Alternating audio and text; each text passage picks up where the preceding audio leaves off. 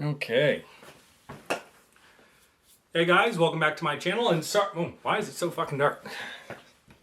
Is it a little too bright now? Sorry about the new background with everything. I'm currently on vacation. I'm just kind of making do with what I have at the current moment in time. The Acolyte trailer was just relatively recently released, and coincidentally I've only just recently gotten the ability to actually sit down and record my thoughts and review the trailer for what was supposed to be the very first time. Funny enough, for any of you keen-eyed viewers who are constantly watching my channel, you might have noticed I uploaded recently this review trailer only for it to be quickly deleted, and that's because apparently somewhere during the editing process some of the footage got seamed over top of each other, so it had me overlap talking on the footage, which didn't sound good, so I decided to delete it before I understood that I already deleted the original footage off the camera because God just loves me that much. But don't worry, as a flawless Oscar-worthy actor, I can just seamlessly recreate the facial expressions I made as if I'm seeing this footage for the very first time. So don't worry,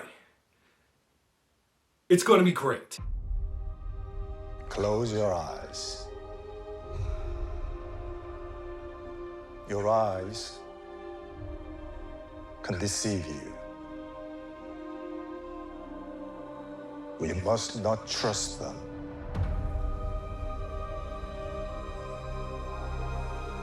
Tell me what comes into your mind.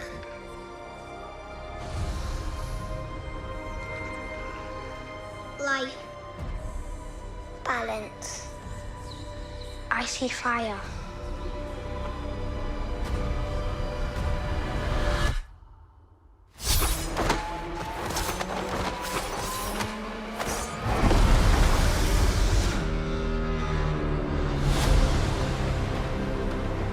Someone is killing Jedi. It doesn't make sense. What happened? I sensed darkness.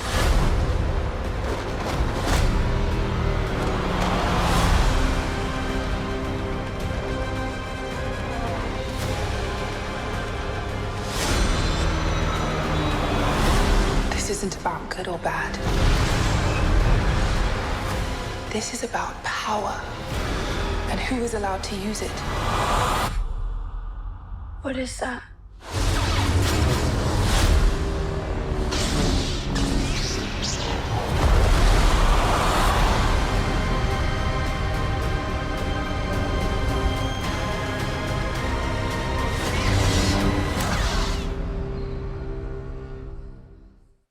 Okay, so right away, one of the first things that I was looking for throughout this entire trailer is I've been seeing a lot going around the internet that because they show a red lightsaber, people fear that this is Disney once again trying to retcon the prequel trilogy or cemented Star Wars history once again, yada yada yada yada. And really where all that's coming from is from this niche line made by Ki-Adi-Mundi in the prequel trilogy where he says that the Sith have been extinct for a millennia. And I also think this stems from the idea that I've talked about on multiple occasions where there are just a large number of the fan base that just assume that Sith are the only kind of Darksiders that exist in the Star Wars universe.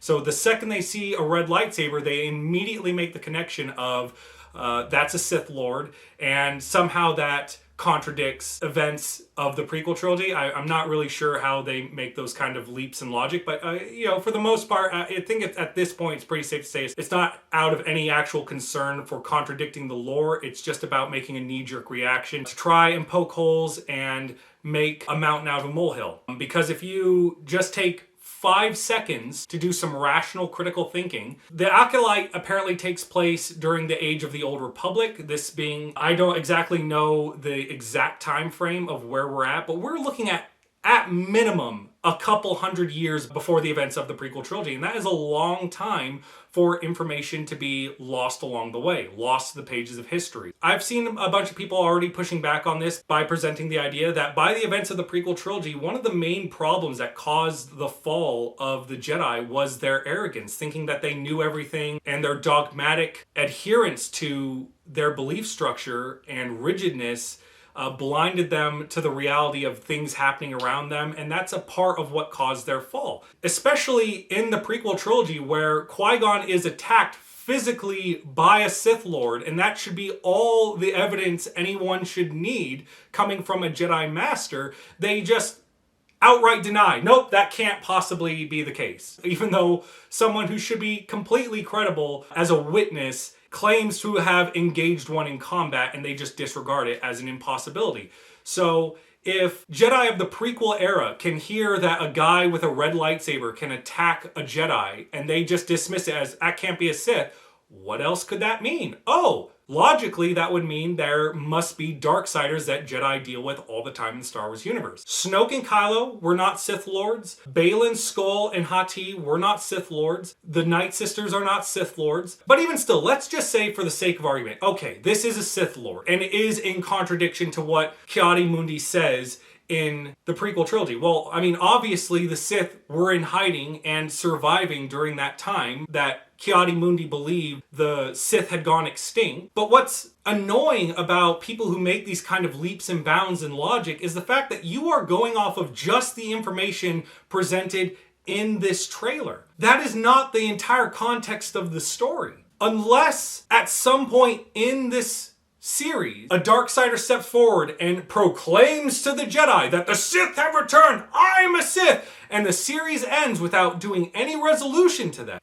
without any reflection on it. You don't really have anything to go on. Especially when there's 1,000 other scenarios where even the Sith could actually do that and they would still have a path to cover their tracks. Either a Sith could announce themselves and say, the Sith have returned, and then the Jedi Council of the time are so paranoid and so reluctant to believe the Sith have returned. They're just like, that's just an extremist cultist who likes to call themselves a Sith, but they're not an actual Sith. We're just going to ignore the problem and hope it goes away. Jesus fucking Christ, we don't want to deal with Sith Lords again. But if you're just basing the idea that this is contradicting Star Wars lore by just showing a red lightsaber, this is very clearly a knee-jerk reaction. Honestly, there are 1,000 ways for them to discuss and showcase, even in the scenario that this is actually going to be a Sith Lord that we're engaging with in this series, and how they can explain it away and still have plenty of time for someone like Ki-Adi-Mundi by the events of the prequel trilogy to believe that the Sith have still been extinct for a millennia. You just have to not overreact. Almost as if I'm making the insane suggestion that you should wait for a story to tell the story before you lose your shit. Anyway, that rant aside, let's talk about the other things that I saw that I really enjoyed. First of all, I really enjoyed seeing Carrie-Anne Moss as a Jedi. I thought that was actually a really good choice for the role of someone like a Jedi, especially for someone engaging in the kind of combat that she is engaging with, given her history with the Matrix. And that does lead into something else that I like seeing. I really like seeing that kind of hand-to-hand combat that we get to see the Jedi being trained with, because we've never really seen that on screen before with Jedi, where they lose their lightsaber and they just have to put up their dukes and throw hands. We do kind of get that in the animated series, but those things always had that kind of gravity-defying acrobatics that we never really got to see on the big screen, or any of the live-action series for that matter. And getting to actually see that more in play in live action looks really awesome. And especially with that kind of hand-to-hand combat in combination with force powers, that's super cool. One of the first things that happens in this trailer that I really appreciated was the very first lines that you hear, where that Master Jedi is speaking to these children and saying, close your eyes, don't trust your eyes, they can deceive you, are literally a reflection of exactly what Obi-Wan told Luke in the first of the original trilogy, which I thought was a really nice touch. I love it when they make those kind of little Easter egg connections in these stories. One thing in particular, though, I saw that immediately was like, oh, that's Dick, is when he's saying, close your eyes, and they're showing all the children, and eventually they come to this one alien that I absolutely guarantee you he doesn't have eyelids to close. He's just sort of staring ahead, and it feels a little bit awkward. I would feel a little self-conscious about that kid in particular. I mean, what do you say? Sorry, Todd, just stare blankly ahead into the void in front of you and contemplate why God decided to nerf your species by not giving you eyelids. God forbid you get any sand in your eyes and you can't blink because you don't have eyes. Where's your God now, Todd? Where's your God now? I'm sorry. I don't know who that was for. I need a drink.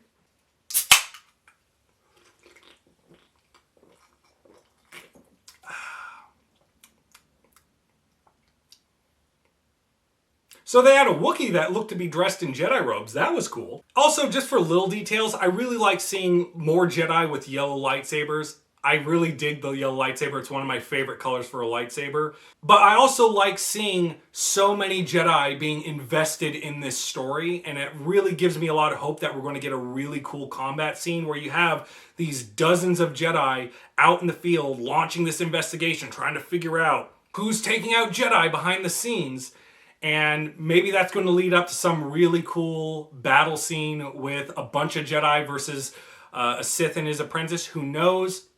Honestly, with how vague this show has been so far and how close they've been keeping their cards to their chest about any kind of details being released about this series, it gives me a lot of excitement for what we can hope to see. And the possibilities are endless. You just have to remember to not spoil your expectations with knee-jerk reactions before the show comes out. That's just something to consider. Anyway, I hope you enjoyed today's video. If you want to see more, please give me a like and subscribe, and I hope to see you in the next video. Sprite. It calms the voices in my head. Yeah.